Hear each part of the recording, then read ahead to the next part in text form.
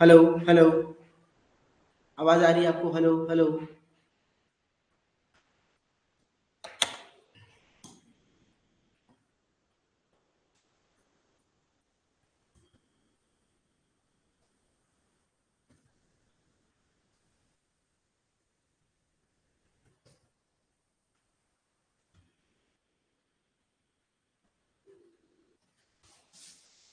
आवाज आ रही है आप सबको? आप सबको आवाज आ रही है? आवाज आ रही हो तो मैं क्लास कंटिन्यू करूं? प्लीज मुझे बताइए कि आप सबको आवाज आ रही है। थोड़ी सी दिक्कतों के लिए वेरी सॉरी। चलिए जी, आपको आवाज आ रही है आप सबको?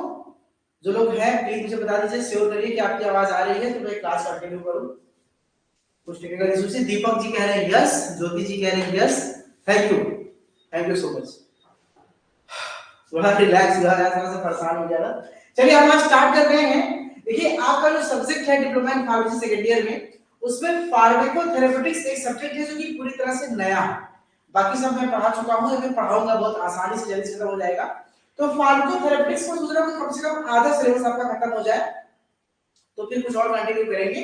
तो फार्माकोथेरेपिक्स में हम आज चैप्टर नंबर 12 पढ़ने जा रहे हैं। यानी बात हो रही थी डिजीज ऑफ ब्रेन, ब्रेन बीमारी के बारे में। हम लोग लास्ट की क्लास में पढ़ा था एपिलेप्सी के बारे में, अगर आपको याद होगा। एपिलेप्सी, मिर्गी के बारे में बताया था कि मिर्गी क्या होते हैं, कितने प्रकार के होते हैं, कौन कौन से इसका ट्रीटमेंट होता है। आज उसी तरह से उसी सीरीज को हम आगे बढ़ाते हुए आज हम बात करेंगे पार्किंसन डिजीज के बारे में।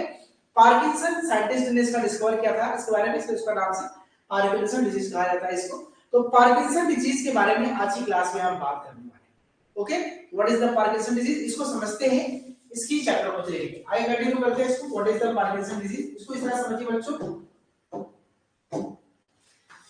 आपको पता है कि हमारे शरीर में ढेर सारे पाए जाते हैं न्यूरॉन्स, आपको पता होगा हमारे शरीर में ढेर सारे पाए जाते हैं क्या, न्यूरॉन्स।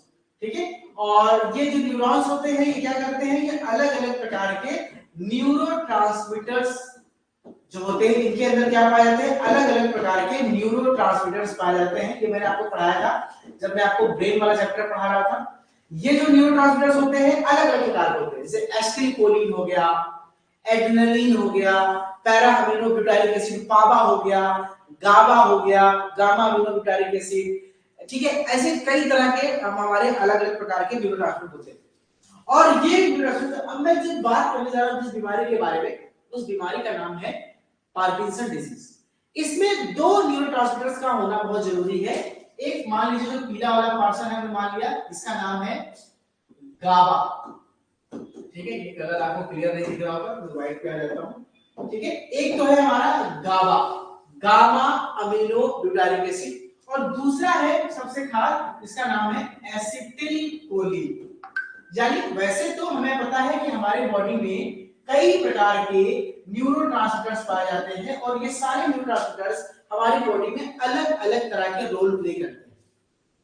लेकिन हम आज जिस बीमारी के बारे में बात करने जा रहे हैं, उस बीमारी में ये दो अमीनो एसिड्स यानी दो न्यूरोट्रांसमीटर्स का बहुत इंपॉर्टेंट रोल है। और ये ट्रांसमीटर्स क्या है, गाबा, गामा अमीनो ब्यूटारिक एसिड, ठीक है, और ये है एसिटिलकोलिन। ठीक है, या हम इसको डोपामिन भी कह सकते हैं, जब मिलेंगे तो डोपामिन भी आएगा। तो गामा अमीनो ब्यूटारिक एसिड और एसिटिलकोलिन दो अलग अलग हमारे न्यूरोट्रांसमीटर हैं।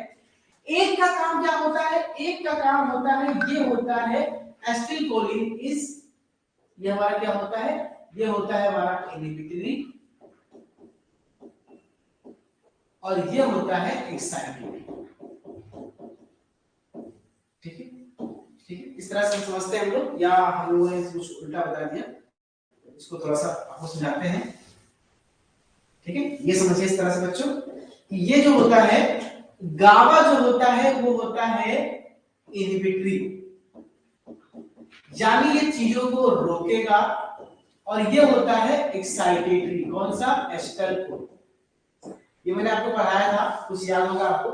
तो जब ये दोनों न्यूरोट्रांसमीटर्स का हमारी बॉडी में इम्बैलेंस हो जाता है, जैसे गामा ग्लूटामिक एसिड और एसिटाइलकोलिन जब ये दोनों बराबर लेवल पे रहते हैं, हमारे ब्रेन में बराबर मात्रा में रिलीज होते हैं, हमारा ब्रेन प्रॉपर फंक्शन करता है, हमारे शरीर हाथ पैर प्रॉपर फंक्शन करते हैं, हमारे मसल्स प्रॉपर कॉन्ट्रैक्ट करते हैं, आंखें प्रॉपर काम करती हैं, लंग्स फेफड़े, गला, सब कुछ प्रॉपर काम करता है।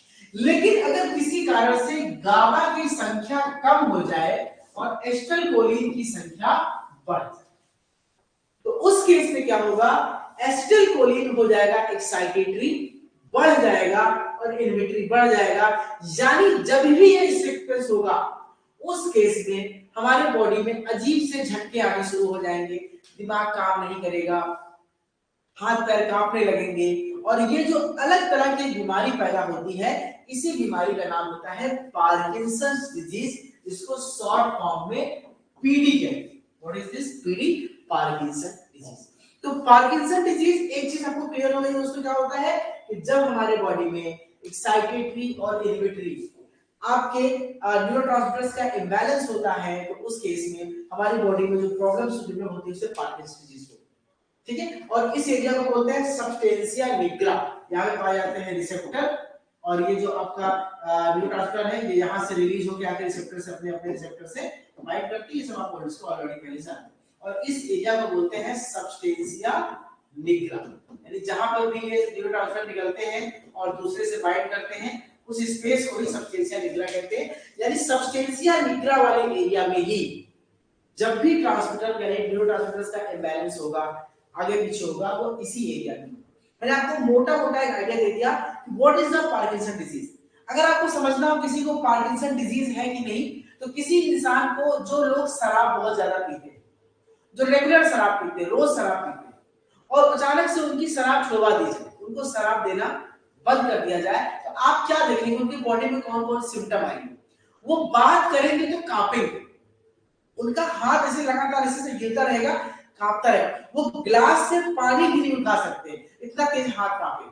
वो पानी ऐसे उठा के पिएंगे क्योंकि उनका हाथ कांपता रहेगा, ऐसे बोलने में दिक्कत होगी। ये जो सिम्टम्स होते हैं ना, बिल्कुल सारे सिम्टम्स सेम होते हैं हमारे पार्किंसन डिजीज के। जो पार्किंसन डिजीज होता है वो बिल्कुल सेम यही सब सिम्टम्स को करता है जो मैंने आपको थोड़ी देर पहले बताया। तो चलिए, हम लोगों ने पार्किंसन डिजीज को थोड़ा समझ लिया। अब हम पार्किंसन डिजीज के बारे में थोड़ी सी इसकी कहानी को इसके नोट्स के जरिए समझने की कोशिश करते हैं। जो अभी थोड़ी देर पहले मैंने आपको नोट्स बताया, हम उसको देखने की कोशिश करते हैं। ठीक है, नोट्स ऑलरेडी अपलोड हो गया है, आप अपने जाके सेक्शन में देख सकते हैं एप्लीकेशन में, जो लोग ज्वाइन किए हैं। तो इंट्रोडक्शन क्या है कि Parkinson disease is the second common neurodegenerative disease. Neurodegenerative यानी जब हमारे न्यूरॉन्स डिजेनरेट होते हैं उसे बोलते हैं न्यूरोडिजेनरेटिव डिजीज। सबसे कॉमन है, पहला कौन है? पहला है अल्जाइमर डिजीज, जिसको हम लोग पढ़ेंगे नेक्स्ट लेक्चर में। ठीक है, it is estimated that approximately 1 million person in the US, ठीक है, 5 मिलियन लोग जो बीमार हैं ब्रेन की प्रॉब्लम से अमेरिका में, उसमें से 1 मिलियन लोग जो है वो पार्किंसन डिजीज से ग्रसित है। ठीक है, और ये देखा जाता है कि 60 साल के जो लोग हो जाते हैं उनमें ये लक्षण बहुत तेजी से दिखाई देने लगते हैं। कुछ और बात जान लेते हैं, कुछ स्टडी अवेलेबल है इंडिया में भी। मैंने यूएस की बात कर ली, इंडिया की स्टडी की बात कर ले तो इंडिया में देखा जाए तो पार्किंसन डिजीज जो है वो करीब पर 10 यानी 1 लाख लोगों में देखा जाए तो लगभग हर 1 लाख में 14 लोग जो है वो पार्किंसन डिजीज से ग्रसित हैं। नॉर्थ इंडिया में 27 लोग हैं, साउथ इंडिया में, और ईस्ट इंडिया में 16 लोग, और वेस्ट इंडिया में देखा जाए पूरे मुंबई वाले एरिया में करीब 328 लोग। यानी जहां की लाइफ स्टाइल जितना ज्यादा बिजी है, जितना स्टाइलिश है, जितना बहुत ही भौकाली है, शराब वाली है, वहां पे दिक्कतें आपको ज्यादा दिख रही हैं। और फ्रीक्वेंसी इसकी एज के साथ बढ़ती है, एजिंग वगैरह में कुछ प्रॉब्लम होने पर इजीली बढ़ती है। ये कुछ बेसिक सिम्टम्स हैं। कुछ सिम्टम्स की बात कर ले, ये क्या सिम्टम्स होते हैं? मैंने आपको बताया था कि जो हेड है वो हमेशा आगे की तरफ झुका रहेगा। आप इस व्यक्ति को देखिए, क्या सिम्टम्स है? मुंह से कुछ लार निकलेगी, आंखें पलकें झपकी रहेगी, माउथ खुला रहेगा और मुंह से लार बहती रहेगी, सब पागलों वाली हरकत है। हाथ मुड़े हुए रहेंगे, टेढ़े हुए रहेंगे, और पैरों में भी क्या होगा, थोड़ा सा पैर अकड़े रहेंगे, टाइट रहेंगे, आप अपने पंजों के बल चलेंगे। ये जो सिम्टम्स शो कर रहे हैं वो सिम्टम है पार्किंसन डिजीज। कुछ और बात कर लेते हैं। पार्किंसन डिजीज के सिम्टम्स है रेस्ट फीवर, यानी आप आराम भी कर रहे हैं, बैठे हैं, तब भी आपके हाथ पैर अकड़े रहेंगे, उंगलियां ऐसे मुड़ी रहेंगी, वो एक सिम्टम्स है। रिजिडिटी यानी कठोरता रहेगा। ब्रेडिकाइनेसिया, ठीक है, एंड ब्रेडनेस मतलब क्या होता है कि आपका जो मूवमेंट है बॉडी का वो स्लो हो जाएगा। जो स्पीड से आप काम कर सकते हैं उस स्पीड से काम नहीं कर पाएंगे, बॉडी का मूवमेंट जो है स्लो हो जाएगा। गेट इम्पेयरमेंट और कार्डिनल फीचर्स सबको बोलते हैं एक साथ में कार्डियोलॉजी, यानी ये सिम्टम्स आपको दिखेंगे।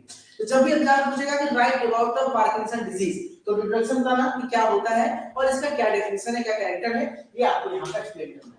कुछ और की बात कर लेते हैं, कुछ और फीचर की बात कर लेते हैं, जैसे कि माइक्रोग्राफिया होगा, ठीक है, मास्क फेशियल हाइपोएमिनिया इम्प्लाइज होगा, रिड्यूस्ड आई ब्लिंक, जैसे अब एक नॉर्मल व्यक्ति पलके झपकाता रहता है तो उसमें लगातार आपकी पलकें नहीं झपकेगी। सॉफ्ट वॉइस, आप बहुत धीरे बोल पाएंगे।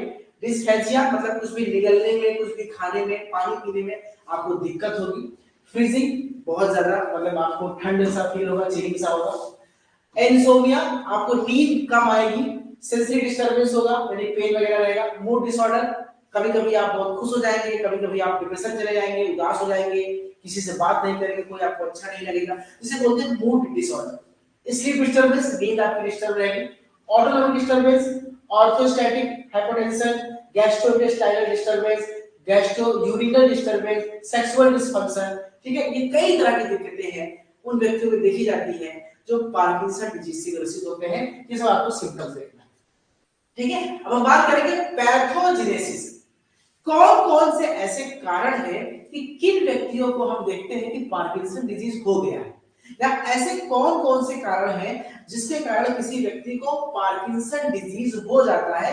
अब इस बात को हम समझेंगे, यानी हम तक अभी तक क्या देखा, पार्किंसन डिजीज का डेफिनेशन और क्या होते हैं, क्या उसके सिम्टम्स होते हैं, ये हमने पढ़ लिया। अब नेक्स्ट क्वेश्चन है कि what are the pathogenesis of Parkinson disease, यानी हम दूसरी भाषा में कहें तो ऐसे कौन कौन से कारण हैं जिससे कोई व्यक्ति पार्किंसन डिजीज से ग्रसित हो जाता है। उसमें पहला कारण है, ठीक है, आइडियोपैथिक में जेनेटिक। आइडियोपैथिक का मतलब होता है ऐसे कारण जो अननोन है, जिसका कोई पता नहीं लगा सकता, और मैक्सिमम ये होता है कि अननोन होता है।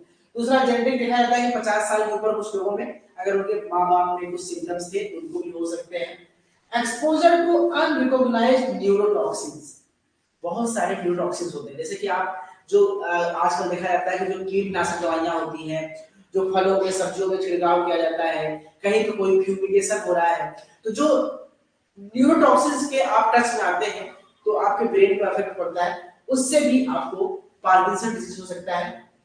Oxidation reaction with generation of free radicals, आपको पता है कि हमारे बॉडी में आजकल जो बहुत धूल धक्का पोल्यूशन, सूरज की अल्ट्रावायलेट किरणें, इन सबसे हमारी बॉडी में फ्री रेडिकल्स डेवलप होते हैं, और फ्री रेडिकल को कम करने के लिए हम लोग एंटीऑक्सीडेंट वगैरह खाते हैं, जैसे गाजर है, टमाटर है, ये सब खाते हैं, कुछ दवाइयां खाते हैं। तो जो फ्री रेडिकल्स बनते हैं बॉडी में, वो हमारे न्यूरॉन को डिजेनरेट करते हैं, जिससे किसी व्यक्ति को पार्किंसन डिजीज हो सकता है। Reduced level of dopamine in the basal ganglia, मैंने कहा ना कि जो डोपामिन है, इसको डोपामिन कहते हैं, गामा अमीनोग्लिक एसिड, डोपामिन की मैं बात कर रहा हूं, तो जो डोपामिन है उसकी कमी होने से, यानी गामा यानी डोपामिन की कमी होने से हमारी बॉडी में क्या हो जाते हैं, हमें ये प्रॉब्लम्स आने लगती है, ठीक है। तो ये कुछ और बातें हो गई कि पैथोजेनिक में क्या क्या चीजें हैं, कैसे कैसे, भाई जो सब्सटेंशियल निग्रा मैंने आपको बताया ना, जो पोर्शन होता है उस पोर्शन में सब्सटेंशियल निग्रा में जो डोपामिनर्जिक न्यूरॉन है वो कम होने लगते हैं, डोपामिन का लेवल घटने लगता है, तो मैंने आपको बताया गाबा, उसी को आप डोपामिन समझिए, डोपामिन का अच्छा, तो डोपामिन का लेवल घटने लगता है और एसिटाइलकोलिन लेवल बढ़ने लगता है, उस कारण से धीरे-धीरे न्यूरॉन में जो एक्साइटेटरी इनहिबिटरी का जो रेशियो है वो इम्बैलेंस होता है, और उसी रेशियो के इम्बैलेंस होने के कारण ही क्या होता है, किसी भी व्यक्ति को ये बीमारी पार्किंसन डिजीज के दिक्कतें दिखाई देने लगती है, ठीक है। ये सारे नोट्स यहाँ पे ऑलरेडी लिखे हुए हैं, क्या क्या दिक्कतें होती है ऑलरेडी यहाँ से आप नोट्स लिख लीजिएगा, ठीक है। मैं आगे बढ़ता हूँ, कुछ और चीजें देख ले, एटियोलॉजी क्या है, कौन कौन से ऐसे कारण हैं। Oxidative stress, what is the oxidative stress, जब हमारी बॉडी में ऑक्सीजन की कमी हो, हम बहुत ज्यादा काम कर रहे हैं, हम जहां पे रहते हैं वहां शुद्ध हवा नहीं मिल रही है, पोल्यूशन बहुत ज्यादा है और सांस प्रॉपर नहीं ले पा रहे हैं, तो ऑक्सीडेटिव स्ट्रेस होता है वहां। इससे क्या होता है, प्रेडेटर बनते हैं, प्रोटीन एग्रीगेशन होता है, इन्फ्लेमेशन होता है, एक्साइटेटरी टॉक्सिसिटी होता है, माइक्रोकार्डियल डिस्फंक्शन होता है। इन सभी कारणों से क्या होता है, हमारी बॉडी में फ्री रेडिकल डेवलप होते हैं और हमें पार्किंसन डिजीज होने के चांसेस हो जाते हैं। अब बात करते हैं ऑब्जेक्टिव ऑफ ट्रीटमेंट की, यानी मैंने आपको समझा दिया कि पार्किंसन डिजीज क्या होते हैं, पार्किंसन डिजीज के सिम्टम्स क्या क्या होते हैं, और पार्किंसन डिजीज के हम लोगों ने जान लिया कि पैथोजेनेसिस क्या है। अब नेक्स्ट टॉपिक जो हम पढ़ने वाले हैं, अगला question, what are the objective of treatment of Parkinson disease, जब भी कोई डॉक्टर और फार्मासिस्ट किसी पार्किंसन डिजीज का इलाज करेगा, उसका ट्रीटमेंट करेगा, तो उस ट्रीटमेंट के दौरान, उसके इलाज के दौरान कौन कौन से ऑब्जेक्टिव होते हैं, किन चीजों को ध्यान में रख के उसका इलाज किया जाता है। ठीक है, इलाज दो तरीके से होते हैं, फार्माकोलॉजिकल दवा का इस्तेमाल करके, नॉन फार्माकोलॉजिकल दवा का इस्तेमाल ना करके। तो ट्रीटमेंट का पहला ऑब्जेक्टिव है कि पहले तो आप पार्किंसन डिजीज को कैसे मैनेजमेंट करना है इस गोल को समझिए, उसकी प्लानिंग कीजिए। तो फार्माकोलॉजिकल इंटरवेंशन फार्माकोलॉजिकली उसका इलाज कीजिए दवा दे करके, और नॉन फार्माकोलॉजिकली मतलब बिना दवा के भी लाइफ स्टाइल चेंज करके, आप खाना चेंज करके, पीना चेंज करके, सोना चेंज करके कैसे आप ठीक कर सकते हैं। अदर सर्जिकल ट्रीटमेंट तीसरा है सर्जरी, यानी तीन तरीके से हम पार्किंसन डिजीज का इलाज कर सकते हैं। पहला दवा का इस्तेमाल करके, दूसरा नॉन फार्माकोलॉजिकल लाइफ स्टाइल को चेंज करके, और तीसरा है सर्जिकल ट्रीटमेंट, यानी कि सर्जरी करके, ब्रेन की सर्जरी करके उस न्यूरॉन्स को सही करके हम इसका इलाज कर सकते हैं। चलिए, गोल्स ऑफ मैनेजमेंट क्या है, कैसे क्या क्या मैनेजमेंट का गोल होता है। बीमारी जब हम करते हैं तो डॉक्टर शरीर पेशेंट के शरीर में कौन कौन चीजों को चेक करता है और उसके हिसाब से ट्रीटमेंट करता है कि भाई उसका बॉडी के जितने वाइटल फंक्शंस है वो मेंटेन रहे, उसका ब्लड प्रेशर, उसका ब्लड शुगर, उसका हार्ट रेट, उसका SpO2, ये सारी चीजें प्रॉपर होनी चाहिए। ड्रग इंड्यूस्ड कॉम्प्लिकेशन, दवा से जो भी कॉम्प्लिकेशन हो सकते हैं उसको अवॉइड किया जाए। ब्रेडिकाइनेसिया, ट्यूमर, एसिडिटी, एंडोमेट्रियोसिस, ये चीजें चार चीजें कॉमन है इस बीमारी में, तो इसको भी आपको रिस्पॉन्ड करना है कि इन चारों में से अगर कोई सिम्टम दिखा इलाज के दौरान तो आपको तुरंत इस पे सतर्क रहना है। ये इसके तरीके, ठीक है। लेकिन जैसे कि अगर मान लीजिए कि कुछ और दिक्कतें हैं, जैसे कोमोबिलिटी सिम्टम्स दिख रहा है, हाइपोफोनिया दिख रहा है, ऑटो डिस्फंक्शन दिख रहा है, बैलेंस डिफिकल्टी दिख रहा है, तो इस पे बहुत फोकस नहीं करना, क्योंकि ये चीजें कॉमन है, ये होंगी, ये इलाज के समय आपको देखने को मिलेगा। तो चलिए, हमने बताया कि तीन तरीके से कर सकते हैं, फार्माकोलॉजिकल, नॉन फार्माकोलॉजिकल और सर्जिकल। तो हम लोग बेसिकली बात करेंगे पहले ट्रीटमेंट की, हेडिंग है फार्माकोलॉजिकल ट्रीटमेंट या मैनेजमेंट ऑफ पार्किंसन डिजीज, हम इसकी बात करेंगे। ठीक है, तो इसमें कौन कौन सी दवाइयां देते हैं, बेसिकली चार तरह की दवाइयां देते हैं, ये याद रख लेना, अगर किसी का इलाज करना हो तो आपको याद रखना जरूरी है। फार्माकोलॉजी से फार्माकोथेरेपेटिक्स इसी मामले में अलग हो जाता है। कोलॉजी में सिर्फ दवा के बारे में पढ़ते हैं, लेकिन इसमें दवा से इलाज कैसे करेंगे, क्या क्या ट्रीटमेंट देंगे, कैसे कैसे थेरेपी यूज करेंगे, ये हम पढ़ते हैं फार्माकोथेरेपी। तो पहला है, हम यूज करते हैं levodopa and carbidopa. Levodopa carbidopa क्या होता है, ये डोपामीन के एनालॉग होते हैं, क्योंकि हमारी बॉडी में डोपामीन का लेवल घटता है, एस्टरकोलिन का बढ़ता है, इसीलिए क्या होता है पार्किंसन। तो लीवोडोपा कार्बिडोपा जो दिया जाता है, ये डोपामीन के लेवल को बढ़ाते हैं। डोपामीन एगोनिस्ट, यानी ऐसी दवाइयां जो डोपामीन की तरह होती हैं और बॉडी में डोपामीन की तरह काम करती हैं, यानी डोपामीन के लेवल को बढ़ाती हैं। Catechol O methyl transferase inhibitor, COMT inhibitor. What is the COMT inhibitor, इसको समझ लेते हैं, इसका काम कैसे काम करते हैं, इसको समझने के लिए आपको फिर से फिगर में आना होगा। ये दोस्तों जो सब्सटेंशिया निग्रा होता है, इस सब्सटेंशिया निग्रा बच्चों एक यहाँ पे एंजाइम पाया जाता है जिसका नाम होता है कोम, ठीक है, कोम, जो है 10 मिनट पहले। तो ये कौन एंजाइम में करता है, जो यहाँ पे डोपामीन निकलता है ना, इस डोपामीन को तोड़ देता है, ठीक है, डोपामीन को तोड़ देता है, ब्रेक डाउन कर देता है। जब ये एंजाइम ज्यादा होगा तो डोपामीन ज्यादा टूटेगा और डोपामीन का लेवल ऑटोमेटिक बॉडी में घटने लगेगा। तो जो तीसरा एंजाइम दवा है वो क्या होते हैं, वो कॉम इनहिबिटर होते हैं, यानी catechol O methyl transferase com inhibitor, यानी इसको देंगे, इस एंजाइम को इनहिबिट करेगा ताकि डोपामीन का लेवल बढ़े। और चौथा होता है MAO B, mono amino oxidase type की, ये मोनो अमीनो ऑक्सीडेज में एंजाइम होता है जो कॉम की तरह काम करता है। तो इस एंजाइम को भी, ये एंजाइम को जो ऑक्सीडेज होते हैं, इससे भी हम ट्रीटमेंट करते हैं। चार तरीके के ट्रीटमेंट बेसिकली किए गए। चलिए, तो अब हमें क्या करना है, इन सभी दवाओं के बारे में थोड़ा थोड़ा पढ़ लेना है, लीवोडोपा कार्बिडोपा से क्या साइड इफेक्ट है, क्या यूज है, अब वही चीजें पढ़नी है जो फार्माकोलॉजी में हम लोग पढ़ते हैं। ठीक है, तो लीवोडोपा क्या होता है, ये बेसिकली हमारी बॉडी में क्या करता है, ये पार्किंसन डिजीज के लिए इस्तेमाल किया जाता है, ये बहुत ही अच्छी दवा है पार्किंसन डिजीज के इलाज के लिए। ठीक है, ये क्या करते हैं, अगर किसी व्यक्ति को हम सर्जिकल ट्रीटमेंट या मेडिकल ट्रीटमेंट नहीं दे रहे हैं तो हम इसको लीवोडोपा में स्टार्ट कर सकते हैं, और लीवोडोपा से लेवेस वगैरह इस्तेमाल करने से उसकी बीमारी को हम ठीक कर सकते हैं। ये सब यहाँ पे लिखा है, आप देखिएगा। इसका डोज क्या है लीवोडोपा का, ये 200 से करीब 1 ग्राम मिलीग्राम 1000 मिलीग्राम तक आता है। दिन में इसको हम 2 से 4 बार दे सकते हैं किसी पीएमएस को, वैसे रात को सोते समय दिया जाता है, एक बार 2 बार। ठीक है, और बेसिकली क्या करते हैं, कैसे काम करते हैं, ये डी कार्बोक्सिलेज इनहिबिटर कार्बिडोपा की तरह के साथ कॉम्बाइन कर दिया जाता है, यानी कि लीवोडोपा किसी का अकेले सूट नहीं कर रहा है, उसे कार्बिडोपा के साथ मिला के देखते हैं कॉम्बिनेशन में तो ज्यादा फायदा करता है। दूसरा टारगेट कार्बिडोपा, इसका डोज क्या है 25 मिलीग्राम से 70 या 100 मिलीग्राम तक होता है। इसको हम 200 मिलीग्राम पर डे तक दे सकते हैं, दिन में 1 या 2 बार इसको दिया जाता है, ठीक है। और ये इसके डोज है, डोज है लीवोकार्बिडोपा 100/10, जितना है कि लीवोडोपा और कार्बिडोपा का कॉम्बिनेशन आता है। तो एलसीडी लीवोकार्बिडोपा 100/10, एलसीडी 100/25, 200/50, 225/50, इस रेशियो में मार्केट में अवेलेबल होता है ये दवाइयां, ठीक है। अब इसके कुछ साइड इफेक्ट भी होंगे, अगर आप लीवोडोपा कार्बिडोपा खा रहे हैं, भाई सब दवा के साइड इफेक्ट होते हैं, उसके भी होंगे। तो साइड इफेक्ट क्या है कि भाई एक्यूट डोपामिनर्जिक साइड इफेक्ट हो सकते हैं कि नॉजिया, वोमिटिंग, बिजली आना, उल्टी आना, ठीक है, ये हो सकता है। हाइपोटेंशन, ब्लड प्रेशर थोड़ा सा घट सकता है, ठीक है। इसमें क्या हो सकता है धीरे धीरे ट्रांजिएंट हो सकता है, पर बहुत लंबे समय तक देने पर क्या हो सकता है कि कार्बिडोपा बेसिकली कुछ डोपेड्रोन वगैरह साथ में देनी पड़ती है, तो उल्टी की दिक्कत लगातार आने लगती है, ठीक है। ये हो गया, यहाँ पे हमने कुछ इसके साइड इफेक्ट वगैरह देख लिए।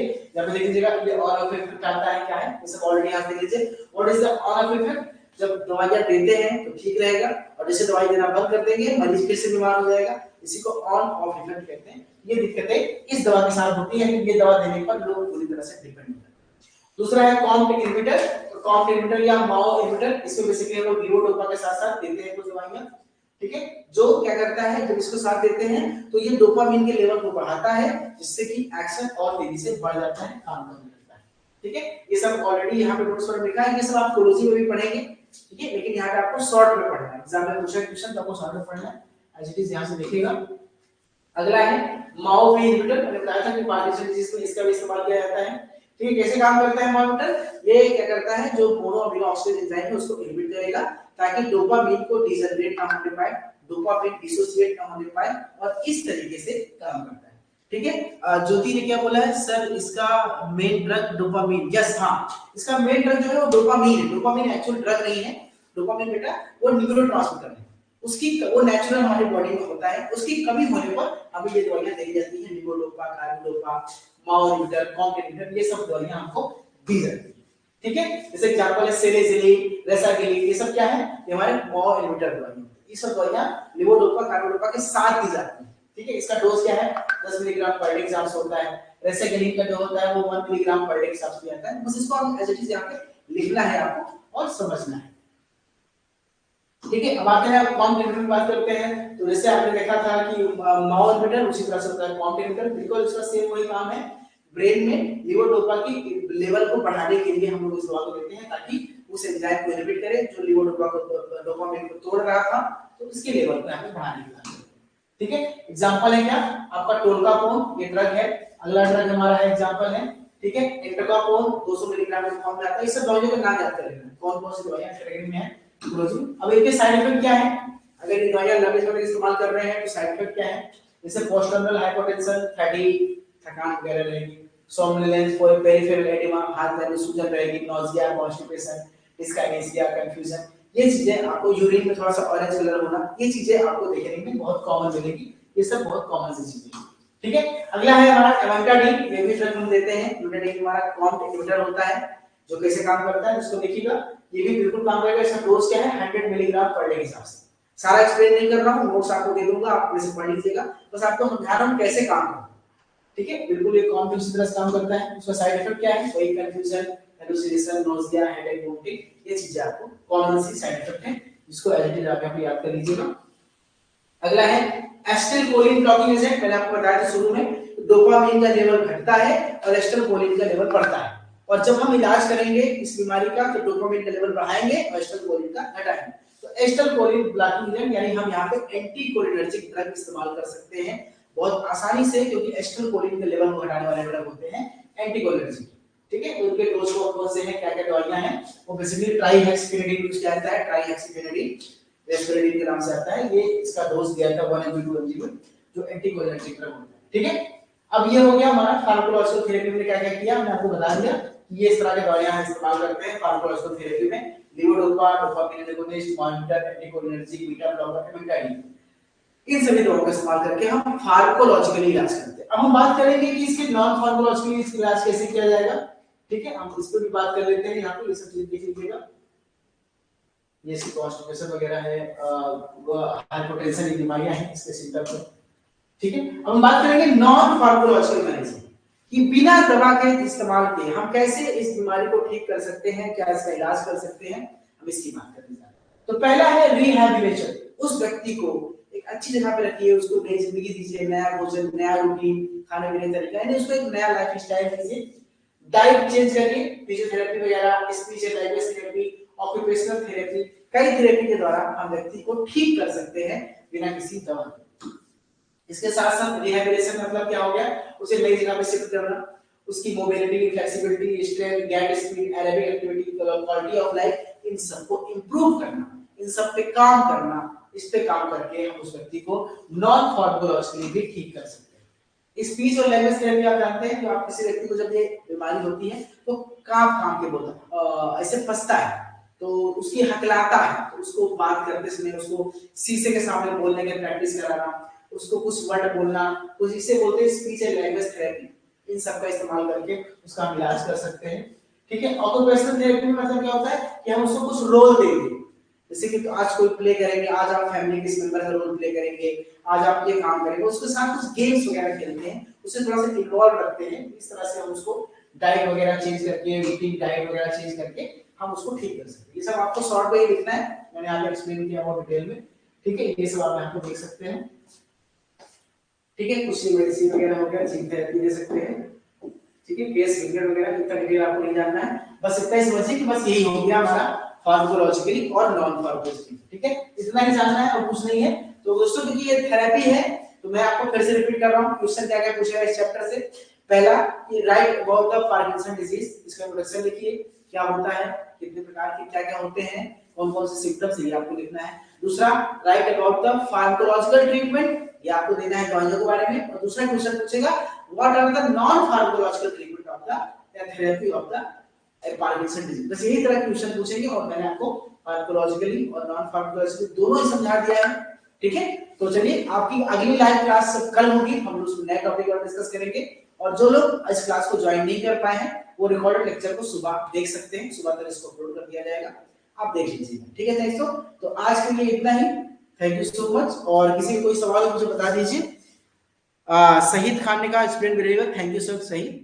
ठीक है, चलिए ठीक है, आज इस चैप्टर को हम लोगों ने खत्म कर दिया है, चैप्टर नंबर 12 खत्म। अब हम लोग चैप्टर नंबर 13 की तरफ मूव करेंगे। आपका सिलेबस बहुत आराम से खत्म होगा, आप बिल्कुल चिंता न करिएगा। Thank you so much, take care.